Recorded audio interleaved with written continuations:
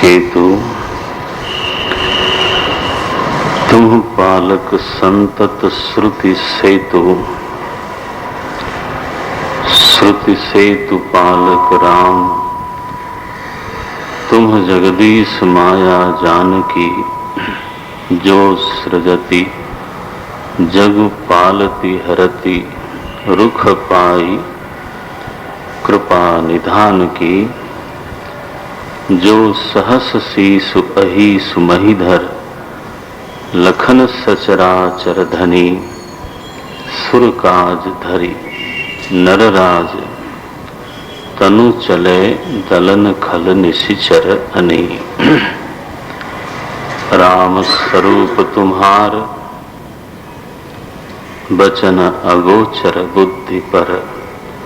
अविगत अकथ अपार, नेति नेति नित निगम कहा। वाल्मीकि जी के आश्रम में भगवान बैठे हैं। भगवान ने वाल्मीकि जी को त्रिकालदर्शी की संज्ञा दी। जानते हैं कि ऋषि की स्थिति क्या है और भगवान बदले में क्या बोलते हैं। वाल्मीकि जी कि मुझे भी इस बात का एहसास है कि आप कौन हो, और अपना भगवान के विषय में जो अपना ज्ञान है वो वाल्मीकि जी उनके सामने ही रखते हैं। तो एक प्रकार से ये सत्यापित होता है, इसे कन्फर्म नॉलेज, कि जिसके बारे में वो कह रहे हैं उसी के सामने कहते हैं। तो वाल्मीकि जी का जो भगवान के विषय में कथन है वो एक तरह से भगवान के द्वारा ही सम्मत है। क्या बोलते हैं वो, आप श्रुति सेतु के पालक हो। तो जो साधन मार्ग है, भव सागर को पार कराने वाला वैदिक मार्ग है, तो आप स्वयं उसकी रक्षा करते हो। एक बात तो उन्होंने ये कही। और जगत के ईश्वर हो, जगदीश तुम। ईश्वर के बारे में जब भी बात की जाती है तो उसके कई स्टैंड पॉइंट होते हैं, और जैसे जैसे स्टैंड पॉइंट बदलता है तो वैसे वैसे ईश्वर की संज्ञा, ईश्वर का लक्षण बदलता है। तो एक साधक की दृष्टि से, जीवों के साधक की दृष्टि से, तो भगवान साधन मार्ग की सुरक्षा करने वाले हैं। भगवान ये जिम्मेदारी लेके बैठते हैं कि इस दुनिया में तो आदमी के मन में भोग की बात है, आदमी योगक्षेम चाहता है, प्रेय चाहता है, वो सही बात है, और उसके लिए वो कर्म करता है, वो भी सही बात है, और इसलिए उसको उसके कर्म के अनुसार उसको फल मिलना चाहिए। तो भगवान लोगों के कर्म के अनुसार फलों की व्यवस्था करते हैं। लेकिन इसी दुनिया में कुछ लोग साधक भी होते हैं।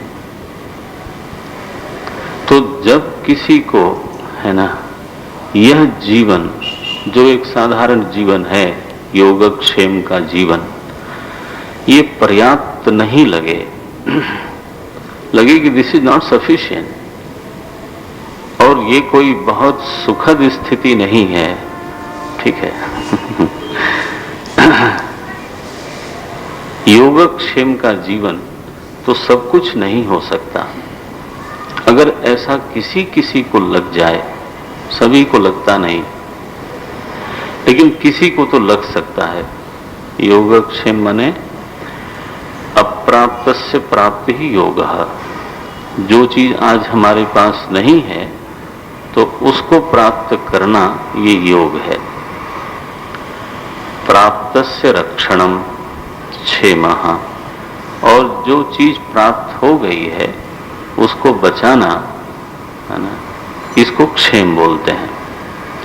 तो समाज में जो हमको स्टेटस मिल गया, हमारे घर में जो सुख सुविधा आ गई, हमारा जो इकोनॉमिकल स्टेटस है, हमारा जो सोशल स्टेटस है, जो मिल चुका है, हम चाहते हैं, और नेचुरल है ये सभी के मन में, हम चाहते हैं कि ये बना रहे, एटलीस्ट हम इससे नीचे तो न जाएं। आप जरा सोचो कि कोई नौकरी करता हो और उसका डिमोशन हो, नारायण, तो प्रमोशन तो आदमी चाहता है, दैट इज कॉल्ड योग, है ना। लेकिन मानो कोई ऐसी बात आ गई कि डिमोशन की बात आई, नीचे उतारने की बात आई, तो वो दुखद होता है। तो हमारा जो पूरा का पूरा जीवन है आज की तिथि में, वो इन्हीं दो चीजों को मेंटेन करने में लगा हुआ है। To get something more called promotion, but कुछ और पाने के चक्कर में जो मिला हुआ है, कहीं वो भी न चला जाए, सो डिमोशन न हो जाए, नीचे न उतरना पड़ जाए, इसको बोलते हैं क्षेम। जो स्थिति हमको हासिल है आज, तो मैं चाहता हूं कि मेरे जीवन में वो बनी रहे। जीवन की विडंबना कुछ ऐसी है कि जो चीज हमको प्राप्त है, जो स्थिति हमको प्राप्त है, वो कोई खास सुखदायी नहीं है। हाँ, चलता है, जीवन चल रहा है, ऐसा लगता है, लेकिन उससे नीचे उतरना, ओम नारायण, जो स्थिति हमको ऑलरेडी मिल गई है, उससे नीचे उतरना, ये तो दुखदायी लगता है।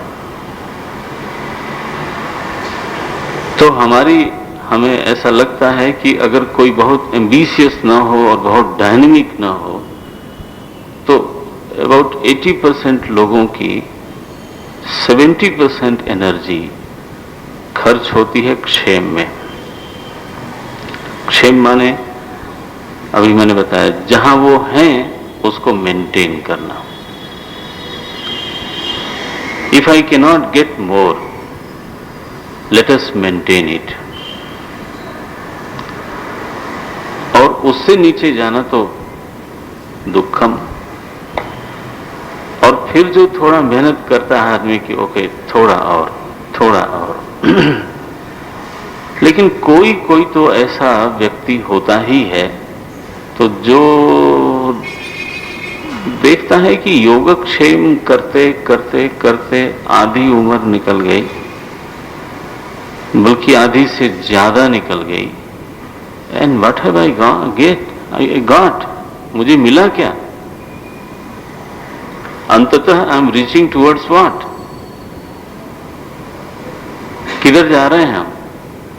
देह को देह तो वृद्ध हो रहा है, हमको मिल क्या रहा है इस पूरे यात्रा में? कोई ऐसा संवेदनशील कोई व्यक्ति होगा जिसके थोड़े पुण्य पहले से होंगे, हो सकता है उसके चित्त में ये विचार बार बार आता हो। अभी मैं हिमाचल में एक जगह सत्संग कर रहा था,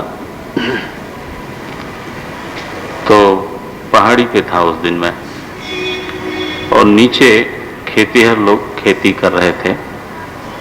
क्या बोलते हैं यहाँ, खेड़ूत, है ना? तो खेतीहर का खेड़ूत हो गया। तो वहां हल चला रहे थे, कोई पानी दे रहा था खेतों में। गांव वालों से पूछा मैंने, गांव के लोग इकट्ठे थे, तो मैंने पूछा उनसे कि लोग क्या कर रहे हैं? तो बोले महाराज कोई पानी दे रहा है, कोई हल चला रहा है। मैंने कहा क्यों? बोले खेती के लिए ये सब करना पड़ता है। अच्छा ठीक है, खेती क्यों की जाती है? उन्होंने एक बार हमारी ओर देखा कि ये स्वामी जी महाराज कुछ खा पी के तो नहीं आए क्योंकि मैंने, ये भी कोई प्रश्न है? खेती किस लिए की जाती है? बोले खेती स्वामी जी साधन सामग्री जुटाने के लिए कुछ करना पड़ता है। तो साधन सामग्री क्यों चाहिए? फिर देखा उन्होंने कि ये क्या प्रश्न हो रहा है। बोले जीवन चलाने के लिए साधन की जरूरत पड़ती है। हाँ ये बात तो ठीक है, ये सही बात है। तो हल चलाया जा रहा है खेती के लिए, खेती की जा रही है साधन सामग्री, बोलिए ना, साधन सामग्री जुटाने के लिए। और साधन सामग्री चाहिए किसके लिए? जीवन के लिए। जीवन किस लिए है?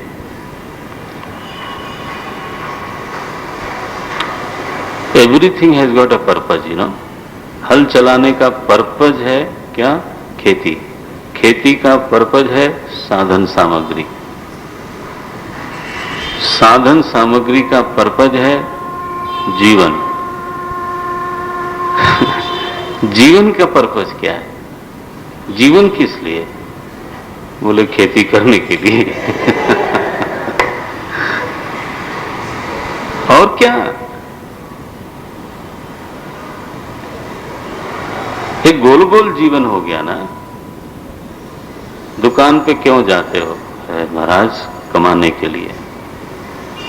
कमाना क्यों जरूरी है? अरे साधन सामग्री तो चाहिए। अच्छा चाहिए किस लिए? बोले जीवन जीने के लिए। जीवन क्यों जीते हो? दुकान पे जाने के लिए। What is life? This is the life what we are leading today. क्या जीवन जीते हैं नौकरी करने के लिए और नौकरी करते हैं जीवन जीने के लिए। Every intelligent man will never satisfy with this lifestyle. Every, कुछ लोग हैं जो इस जीवन से संतुष्ट हैं। आखिर ऐसा गोल गोल घूमते घूमते हम कहां पहुंचते हैं? मृत्यु तक। We might say that we have achieved, पता नहीं क्या अचीव किया, लेकिन जीवन की चाल देखने पर तो यही लगता है कि ऐसा करते करते करते करते करते करते पहुंचे किधर? तो चोट मारता है। किसी साधक को सचमुच में दिल में चोट मारता है और उसको लगता है कि इतना ही जीवन नहीं होना चाहिए। ये जीवन का कोई सही तरीका नहीं दिखाई देता है कि हम जिए खेती करने के लिए और खेती करें जीने के लिए और जिए फिर खेती करने के लिए और व्हाट इज दिस?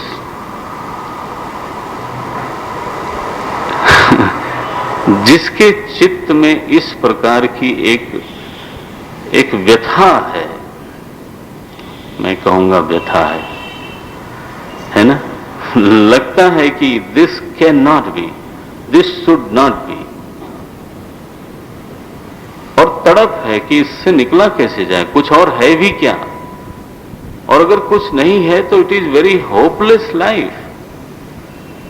और अगर माने कुछ तो होना चाहिए, यही जीवन है क्या? हम उसी को साधक बोलते हैं,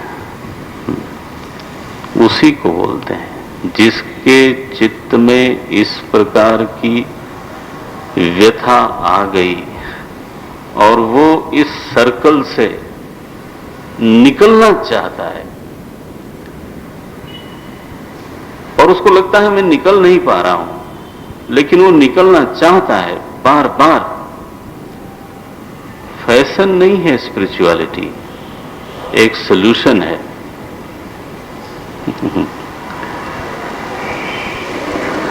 एक समाधान है, ये कोई फैशन नहीं है। जो इससे निकलना चाहता है, शास्त्रों ने कहा उसी का नाम है मुमुक्षु। मुमुक्षु माने क्या? मुक्त होने की इच्छा जिसके हृदय में है उसी को मुमुक्षु। किससे मुक्त होना चाहते हैं? बोले इस जीवन से। यह जो जीवन का ढर्रा चल रहा है, ये जो ढंग चल रहा है, नहीं चाहिए ये। तो कोई लोग हैं इतनी बड़ी दुनिया में, भगवान को खुद मालूम है, गीता में भगवान बोलते हैं मनुष्याणाम सहस्रेषु कश्चित् यतति सिद्धये। कोई है हजारों में, किसी के चित्त में सचमुच में भूख लगती है। तो अगर ऐसे चाहे 10 हो, चाहे 20 हो, चाहे 100 हो, चाहे 1000 हो, उनके लिए रास्ता तो होना चाहिए कि नहीं? बोले ये तो अल्पसंख्यक हैं, इनके लिए रास्ता करने की क्या जरूरत है? जो बहुसंख्यक हैं उन्हीं के लिए रास्ता होना चाहिए। बहुसंख्यक कौन है? भोगी, योगक्षेम। भोगी शब्द कई बार अटपटे ढंग से बोला जाता है। लेटर से जो अपने जीवन से, इसी जीवन से जो लोग संतुष्ट हैं, योगक्षेम के जीवन से संतुष्ट हैं। लेकिन उनकी व्यवस्था तो है, सारी सृष्टि सचमुच में उन्हीं के लिए है। इस सृष्टि में सुख बनाया उन्हीं के लिए, दुख बनाया उन्हीं के लिए। हमारे कर्म के अनुसार हमको सामने एक परिस्थिति मिलनी चाहिए, और वो परिस्थिति भगवान ने बना के दी है। लेकिन कोई तो है जिसको दूसरे रास्ते की भूख है। लाइक तपोवन जी महाराज, लाइक हमारे गुरुदेव। बताओ, उस समय सन 47 में ही was MA LLB journalist in National Herald, और भूख लगी तो बोले कि यहां क्या करना है, यही जीवन तो नहीं हो सकता। और वो गए उत्तरकाशी। तो ऐसे जो साधक लोग हैं उनके लिए भी रास्ते का इंतजाम होना चाहिए। उसको हमारे वाल्मीकि जी बोलते हैं श्रुति सेतु पालक।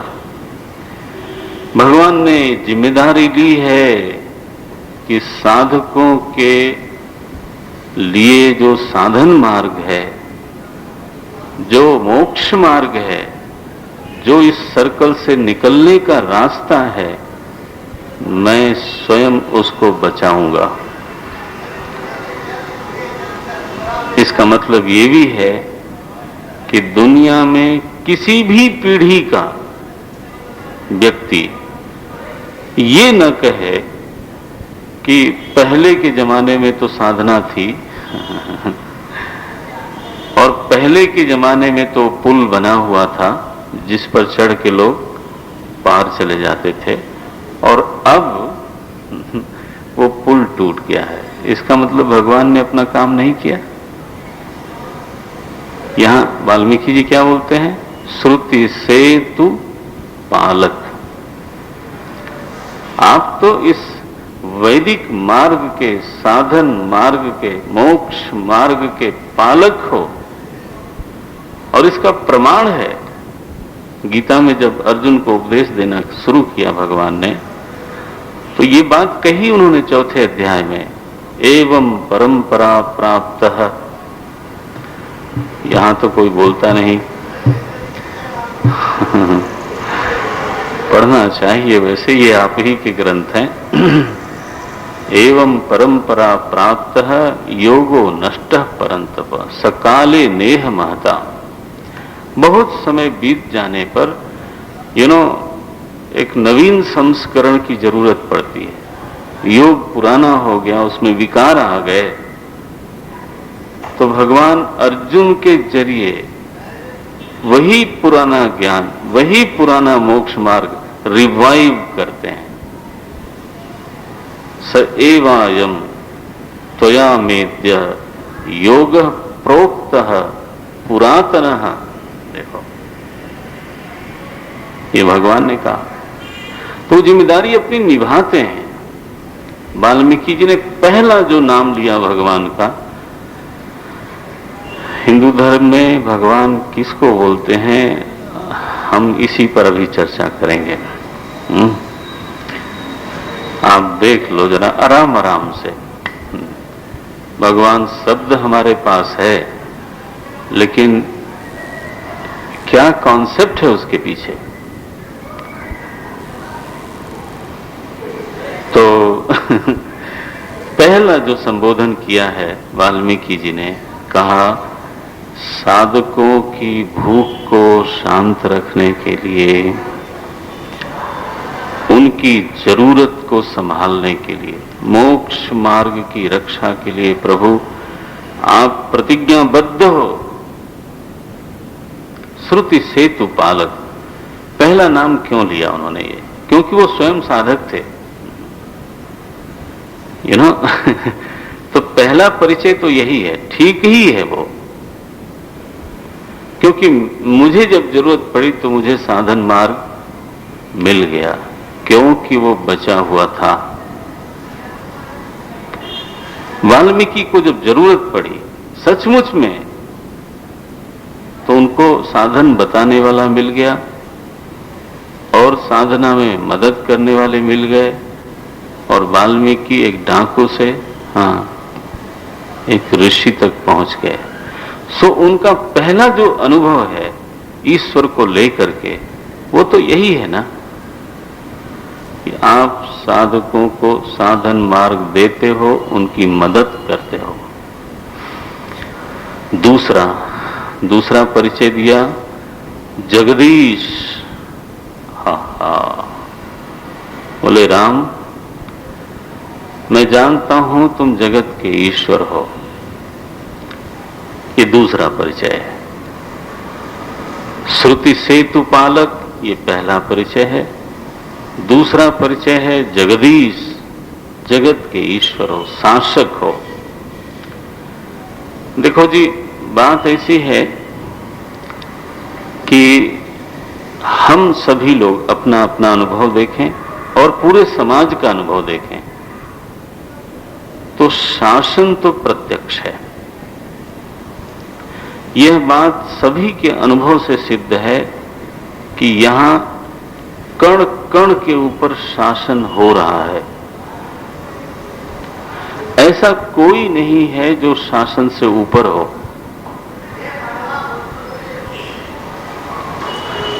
थोड़ा बोलो, प्यार से बोलना वो भी जरूरी है। तो शासन प्रत्यक्ष है। आप ईश्वर को थोड़ा सोचने के पहले इस बात पर ध्यान दें कि इस सृष्टि के ऊपर शासन हो रहा है या नहीं। आपको मिलेगा कि सृष्टि के ऊपर एक अणु भी नियम से चलता है। ऋतुएं नियम से बदलती हैं। सारी वनस्पति के ऊपर शासन है। इस समय सारी वनस्पतियां सो गई होंगी, और वो ऑक्सीजन ले रही होंगी। हमारे पार्लियामेंट के आदेश के अनुसार नहीं। हमने बिल नहीं पास किया हिंदुस्तान की पार्लियामेंट में कि 6 बजे के बाद सारी वनस्पति क्या करेगी, ऑक्सीजन लेना शुरू करेगी। No, it is beyond the human purview. आदमी के अधिकार से बाहर है। देखो, तो जो पशु रात को जागते हैं वो एक्टिव हो गए होंगे, और जो पशु रात को सोते हैं वो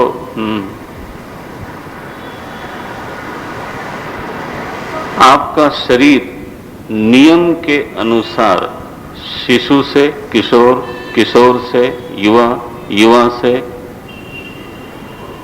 हम नहीं चाहते लेकिन अब क्या करें, युवा से प्रौढ़,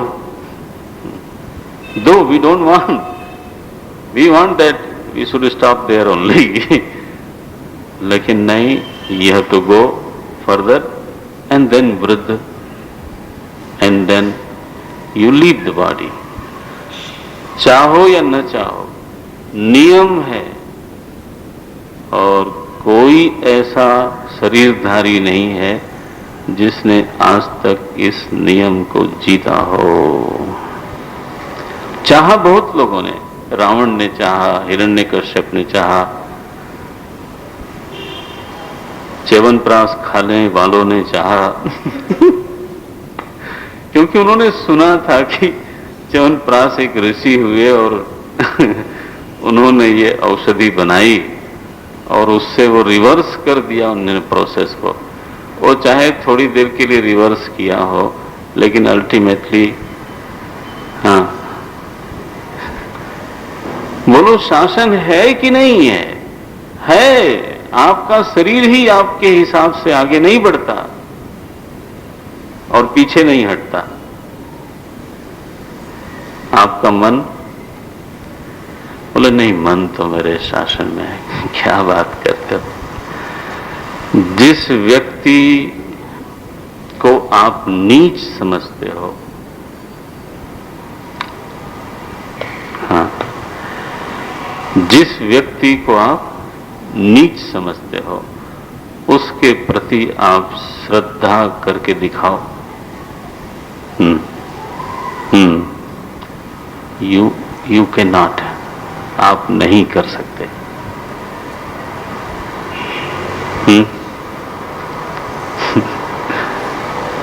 और जिस व्यक्ति को महान समझते हो और उसकी महानता आपको अच्छी भी लगती है, तो आप श्रद्धा करते हो कि होती है? करते वरते कुछ नहीं है, होती है। बोले मैं बहुत लोभी हूं।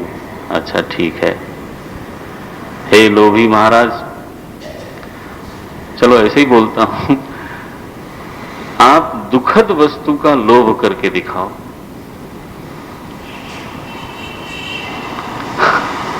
दुखद और लोभ दूर हटाओ महाराज। लोभ किसका होता है? केवल सुखद का। And this is a law, not made by me. इसका मतलब क्या है कि जिसको हम कहते हैं मन और मन की भावनाएं, वो भी नियम के अनुसार होती हैं, वो भी शासन के अंतर्गत हैं। मनमानी नहीं हो सकती। बोले मैं बहुत क्रोधी हूं। बहुत क्रोधी हूं। आपकी कामना को पूरा करने में जो मदद करता है, आप उस पर क्रोध नहीं कर सकते, चाहे कितने भी क्रोधी हो। क्रोध आवेगा तब जब आपकी कामना में कोई विघ्न डाले। कामात क्रोधो भी जायते, दिस इज अ लॉ।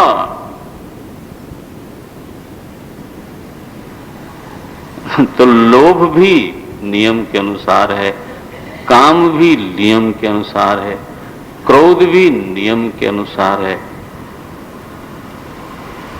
अरे आंख तो खोल के रखने की जरूरत है। इस सृष्टि में शासन तो हो रहा है। आपकी सांस चलती है आपसे पूछ के, तो आप सो जाते हो तो थैंक गॉड, तब भी आई होप सो। नहीं तो हाँ, तब भी चलती है जब हम सो जाते हैं। कैसे चलती है? बोले नियम से चलती है। और कैसे चलती है? हर चीज के ऊपर शासन है, आपके स्वभाव के ऊपर, आपके त्रिगुण के ऊपर, आपके मन के ऊपर, आपके प्राणों के ऊपर, आपकी इंद्रियों के ऊपर, आपके शरीर के ऊपर और आपके जीवन में घटने वाली घटनाओं के ऊपर। हाँ, सब कुछ हमारी योजना के अनुसार नहीं घटता, ये एक सच्चाई है। इस दुनिया में बहुत प्रचंड प्रचंड लोग आके चले गए। उन्होंने चाहा कि सब कुछ मेरी मर्जी के अनुसार हो, लाइक हिरण्यकश्यप, लाइक रावण, और नहीं हुआ। ऐसी घटनाएं उनके जीवन में भी घटती थीं जो वो नहीं चाहते थे। और एक बिल्कुल मजबूर सा व्यक्ति है ना, उसके जीवन में आवश्यकता आती है और उसके पास साधन नहीं होता। आवश्यकता तो आ गई और साधन नहीं है। और लोगों का अनुभव है कि काम हो जाता है। तो लोग क्या बोलते हैं कि मेरे पास तो नहीं कुछ था, लेकिन आई डोंट नो, पता नहीं कैसे हो गया, मुझे पता ही नहीं चला और काम हो गया। कहां कहां से मदद मिली, ऐन मौके पे मिली। ये लोगों का अपने जीवन के बारे में अनुभव है, कल्पना नहीं कह रहा हूं मैं, अनुभव है। और जब अनुभव है तो नजर जरूर जाती है कि कौन है भाई ये। जब जगत के हर कण के ऊपर शासन है तो शासन करने वाले की ओर तो नजर जानी चाहिए। जगत है यह प्रत्यक्ष है, और जगत अव्यवस्थित है ऐसा दिखाई नहीं देता। जगत अनाथ है ऐसा नहीं दिखाई देता। जगत तो क्या, आप भी अनाथ नहीं हो, सच्ची बात तो यही है। लेकिन कभी कभी ऐसा भ्रम होने लगता है तो लोगों का मन डूबने लगता है। That is called depression. मन डूबने लगे, और डूबने लगे अपनी गलती से, क्योंकि कहीं हमने मान लिया कि मैं अनाथ हूं। तो भी ये आपने मान लिया, अब क्या किया जाए। लेकिन जगत है, जगत के ऊपर शासन हो रहा है। आज से 10 साल पहले जो बुद्धिमान लोग और बौद्धिक लोगों की गोष्ठी होती थी, तो एक चर्चा बड़ी जबरदस्त होती थी कि कोल्ड वार चल रही है दुनिया में, है ना, और हम पता नहीं कब ये दुनिया खत्म हो जाएगी। ये पूरा दुनिया 2 हिस्से में बटी हुई है, कुछ रूस के साथ है, कुछ अमेरिका के साथ है। और भगवान ने 2 आदमी की बुद्धि में चाबी भरी, बस, एक गोर्बाचेव और एक मिस्टर रीगन। बस, ज्यादा कुछ करने की जरूरत नहीं पड़ी। एंड हम लोगों ने देखा कि 2-3 साल के अंदर सारा दृश्य बदल गया और वो एक दूसरे के यहां आने जाने लग गए। इतना ही नहीं, जो इतना खर्च करके अस्त्र बनाया हुआ था उसको अब नष्ट करने के लिए खर्च करते हैं। अरे हु है चेंज? बोले Gorbachev. Gorbachev can not change himself. What are you talking? कहां है गोर्बाचेव? अभी जीवित हैं। उनको खुद मालूम नहीं है कि मेरा अब क्या होगा। आप समझते हो दुनिया बदल सकते हैं? रीगन अभी भी हैं। Where is he? अरे कठपुतली हैं, आई टेल यू। उनसे करवा के सीन से बाहर कर दिया गया उनको। ना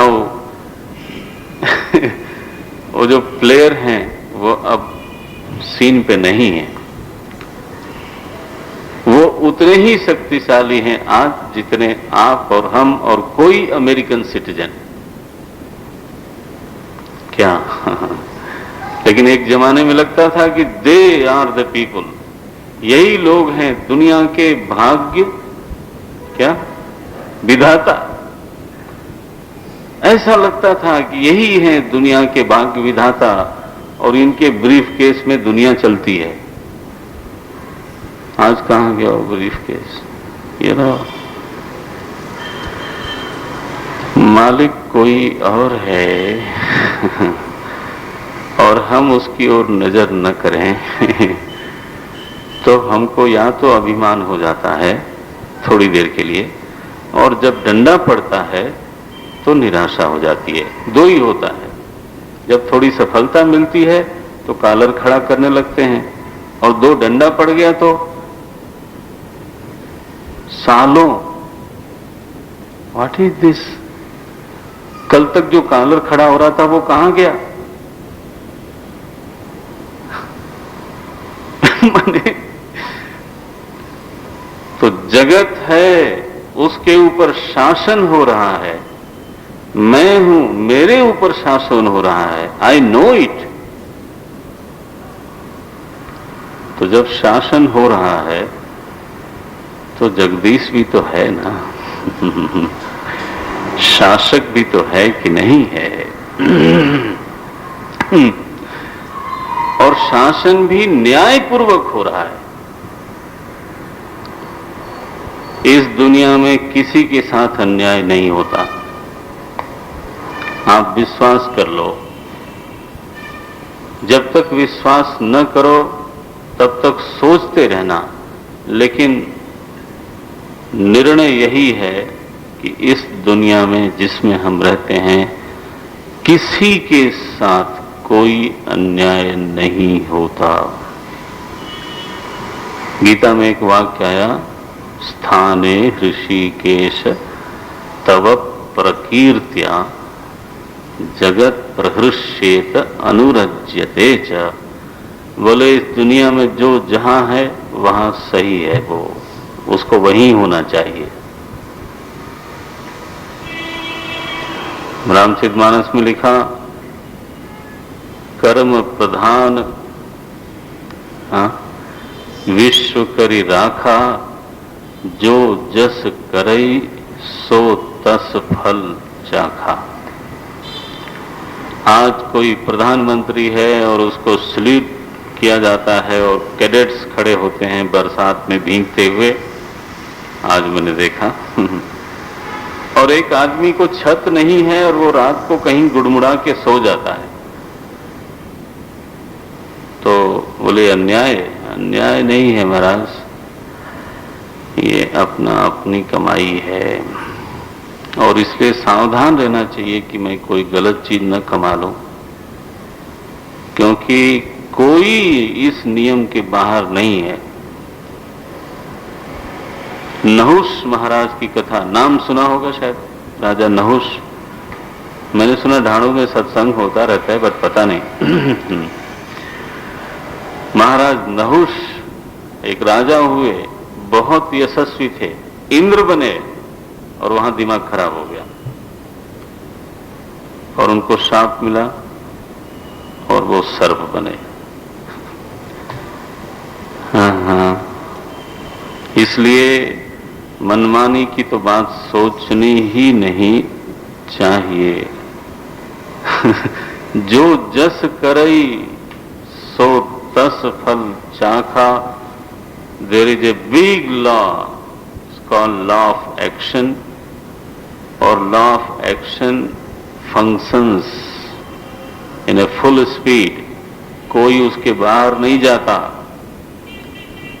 गुरु नानक देव ने ये बात कही, हुक्मे अंदर सब कोई।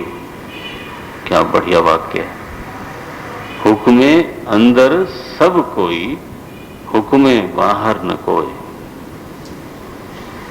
उसके हुक्म के नीचे हैं सब लोग, हाँ, हुक्म के बाहर कोई नहीं है। People tried their best. इसलिए जगदीश दूसरा परिचय है। पहला वाला, हाँ, मैंने किसी डॉक्टर का जोक सुनाया होगा आपको कभी। मरीज गया डॉक्टर के पास, उसने कहा डॉक्टर साहब मुझे 2 बीमारियां हैं।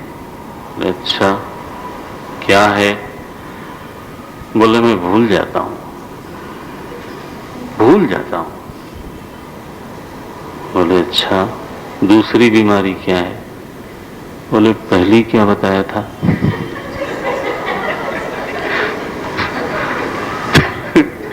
यू नो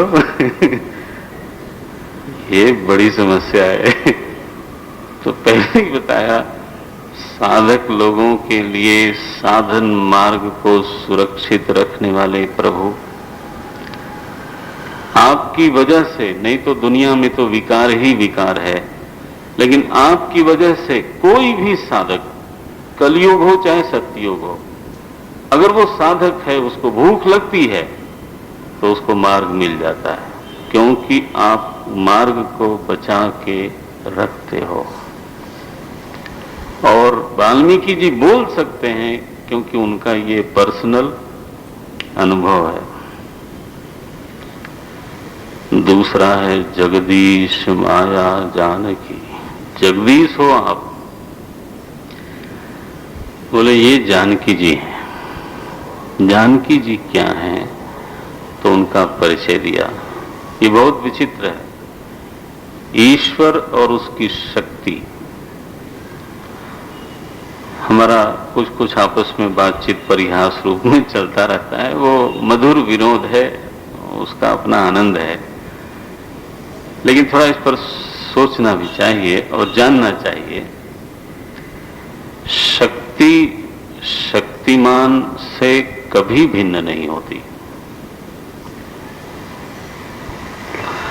बोले मैं तो नहीं आऊंगा, लेकिन मैं अपनी विचार शक्ति आपके घर भेज देता हूं। कर सकते हो? मैं तो नहीं आ पाऊंगा, लेकिन मैं अपनी भुजा शक्ति आपके पास भेजता हूं। Can you? शक्ति कहां रहती है? शक्तिमान में। शक्ति कभी स्वतंत्र नहीं रहती। बोले एक दिन मैंने अपनी बाहु शक्ति को बाजार में टहलते देखा। अरे महाराज, वो कभी नहीं रह सकती। कभी हो सकता है ऐसा? आजकल मुझे मेरी विचार शक्ति छोड़ के कहीं गई है। कहां गई है? उसका कोई मायका नहीं है। आप ही मायका हो, आप ही ससुराल हो। नारायण। शक्ति हमेशा, प्लीज रिमेंबर दिस, हिंदू धर्म में ईश्वर क्या होता है और उसकी शक्ति क्या होती है, मनमानी नहीं चलना है हमको। शास्त्र में कैसा कहा गया है, थोड़ा उसको जानने की कोशिश करें। जितना समझ जाएंगे समझ जाएंगे। और कौन बोल रहा है? वाल्मीकि जी। किसके सामने? स्वयं भगवान के सामने। माने ये भी हो ना कि भोले लोगों की सभा हो और वहां हमें जो समझ में आया हम बोल बाल के चले गए। अब वो ऐसा नहीं है। बोलने वाला ब्रह्मर्षि है और जिसके सामने बोल रहा है उसी के बारे में बोल रहा है। So this is the situation. ये है दृश्य, तो ये है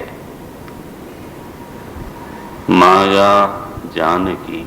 जानकी आपकी शक्ति है प्रभु, और यही स्वयं क्या करती हैं? ये सृजति जग। सृजति, जो सृजति जग पालती हरति। जगत का निर्माण, जगत का पालन और जगत का संहार, लय कराना, तीनों इन्हीं का काम है। देखो, जो पालन है वो आप अपने भीतर इस शक्ति को पहचानना। गोस्वामी जी ने